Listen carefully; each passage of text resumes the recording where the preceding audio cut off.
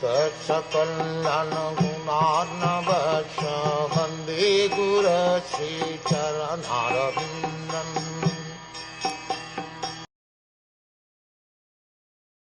Oh, who are you? You appear to be strong, and yet you dare kill within my protection those who are helpless.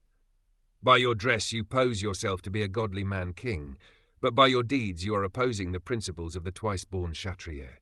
The Brahmins, Kshatriya and Vaishyas are called twice-born, because for these higher classes of men there is one birth by parental conjugation, and there is another birth of cultural rejuvenation by spiritual initiation from the bona fide acharya, or spiritual master.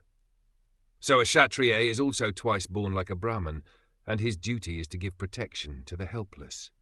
The Kshatriya king is considered to be the representative of God to give protection to the helpless and chastise the miscreants.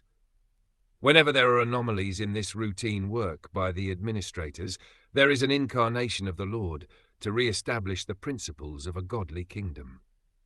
In the age of Kali, the poor, helpless animals, especially the cows, which are meant to receive all sorts of protection from the administrative heads, are killed without restriction. Thus, the administrative heads under whose noses such things happen are representatives of God in name only. Such powerful administrators are rulers of the poor citizens by dress or office, but factually they are worthless, lower-class men without the cultural assets of the twice-born. No one can expect justice or equality of treatment from once-born, spiritually uncultured lower-class men. Therefore, in the age of Kali, everyone is unhappy due to the maladministration of the state. The modern human society is not twice born by spiritual culture. Therefore, the people's government, by the people who are not twice born, must be a government of Kali in which everyone is unhappy.